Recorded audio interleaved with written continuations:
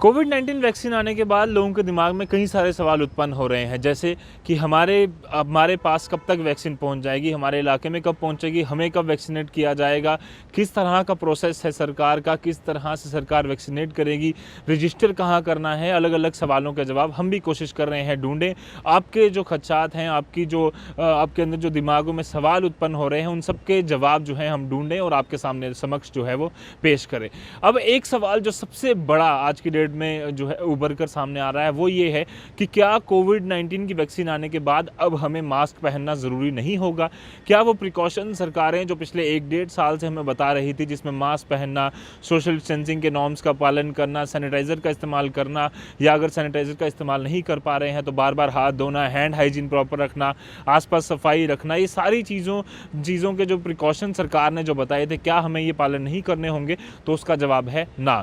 उसका जवाब ना इसलिए है क्योंकि मास्क पहनना काफ़ी ज़्यादा ज़रूरी है अभी भी, और डॉक्टर्स, कई सारे साइंटिफिक एक्सपर्ट्स जो हैं वो ये मान रहे हैं कि जब तक पूरी दुनिया को 100% वैक्सीनेशन नहीं हो जाती तब तक मास्क पहनना सबसे ज़्यादा ज़रूरी है, और इकलौती वैक्सीन जो हमारे पास है इस समय वो मास्क ही है। अब इस पर अलग-अलग जो मेन पॉइंट्स हैं क्यों मास्क पहनना ज़रूरी है उस पर हम डिटेल में चर्चा कर लेते हैं। सबसे पहला पॉइंट कि रिजल्ट्स जो हैं अभी भी वैक्सीन के वो अननोन है। कई सारे डॉक्टर्स, साइंटिफिक एक्सपर्ट्स ये मान रहे हैं कि 3 से 4 महीने का समय लग सकता है कि एक व्यक्ति को जब 2 डोजेज जब लगाई जाएंगी वैक्सीन की, तो उसके बाद 2 से 3 महीने बाद उसको पहले एनालाइज किया जाएगा कि क्या उसकी एंटीबॉडीज़ बन रही हैं, और एंटीबॉडीज़ बनने के बाद जो डिजीज़ है वो अंदर रह रहा है। अगर नहीं रह रहा तो इसका मतलब है कि वैक्सीन सक्सेसफुल है। अगर रह रहा है और अगर री इन्फेक्ट वो हो रहा है तो उसका मतलब है कि वैक्सीन उतनी सक्सेसफुल नहीं है जितनी सोची थी। इसके अलावा कई सारे अभी भी ऐसी खबरें आ रही हैं कि एलर्जिक जो लोग हैं, जिनको ज़्यादा एलर्जीज हैं या ज़्यादा बीमारियां हैं, उनके ऊपर कहीं ना कहीं साइड इफ़ेक्ट भी हो सकता है। इसलिए जो हमारी साइंस है, जो हमारा जितने भी डॉक्टर्स हैं वो अभी ये तय कर रहे हैं कि वैक्सीन के रिजल्ट्स क्या होंगे। इसीलिए अननोन रिजल्ट्स की वो बात कर रहे हैं कि 3-4 महीने तक हमें ये सारी चीज़ें देखनी होंगी, और हो सकता है कि 2-3 महीने बाद किसी को ऐसे एडवर्स इफेक्ट हो। इसीलिए अभी मास्क पहनना छोड़ देना और उसकी वजह से आप बिल्कुल बेफिक्रे हो जाइए कि वैक्सीनेशन आ गई है, हमें भी लग जाएगी, तो वो नहीं करना है। मास्क पहनना ज़रूरी है। दूसरा पॉइंट, 2 से 3 साल लग सकते हैं मास वैक्सीनेशन के लिए। डॉक्टर्स मानते हैं कि इतने बड़े लेवल पर जो प्रोडक्शन तो हो रही है, बट अभी भी कई सारे ऐसे इलाके हैं जहां पर कम्युनिकेशन की प्रॉब्लम्स हैं, या फिर वहां पर ट्रांसपोर्ट की प्रॉब्लम हो सकती है, फाइनेंशियल प्रॉब्लम हो सकती है अलग अलग कंट्रीज़ को, अलग अलग स्टेट्स को, यूटीज़ को। इसीलिए 2 से 3 साल का प्रोसेस लग सकता है जब पूरी दुनिया को वैक्सीनेशन ये कर दी जाए, जिसकी वजह से उसके बाद कोविड-19 ना फैले। यानी कि हो सकता है कि 2021-2022 तक भी आपको लगातार मास्क पहनना अनिवार्य हो।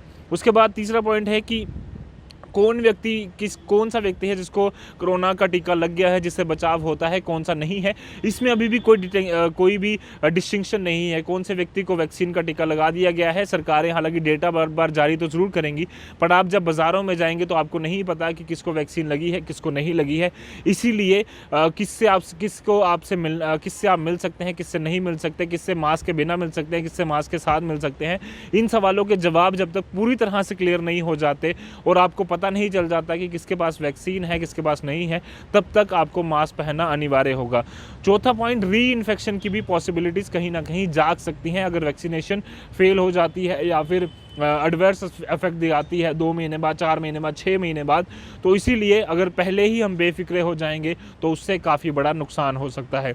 5वां पॉइंट ये है कि वैक्सीनेशन जिस व्यक्ति को लगाई गई है, पॉसिबिलिटी है ज़्यादातर कि उसकी जो इंटरनल बॉडी है पूरी तरह से वो सेफ़ हो एंटीबॉडी की वजह से। उसके जो वैक्सीन है वहाँ हर जगह उस जगह पर पहुँच गई है जहाँ पर वायरस ज़्यादा फैलता है और बीमारी का खतरा फैलता है।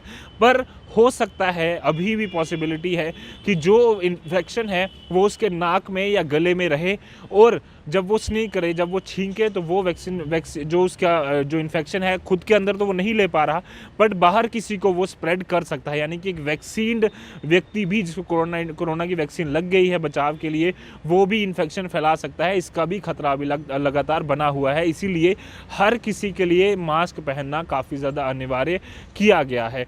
ना सिर्फ यूके, जहाँ पर अभी भी लगातार मास लेवल पर वैक्सीनेशन चल रही है, यूएस हो गया, रशिया हो गई, चाइना या अलग अलग जितनी भी वर्ल्ड पावर्स हैं, इंडिया है, अलग अलग कंट्रीज़ हैं, कोशिश पूरी तरह से उनकी ये है कि मास लेवल पर वैक्सीनेशन का प्रोसेस जो है वो कर दिया जाए और हर व्यक्ति तक जो है वो वैक्सीन पहुंचाई जाए, उसे टीका लगा दिया जाए।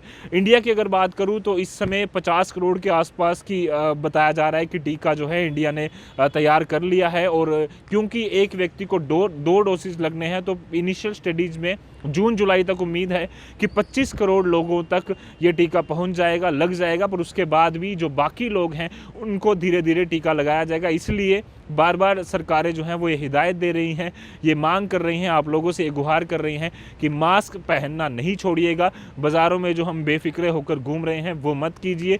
सोशल डिस्टेंसिंग के नॉर्म्स का पालन कीजिए। 2 गज़ दूरी, मास्क है ज़रूरी, ये फॉर्मूला हमेशा आपको अपने साथ रखना होगा। और हो सकता है कि लंबे समय तक जब वैक्सीन का काम पूरी तरह से जब तक कंप्लीट नहीं होता, आपको मास्क पहनना हो।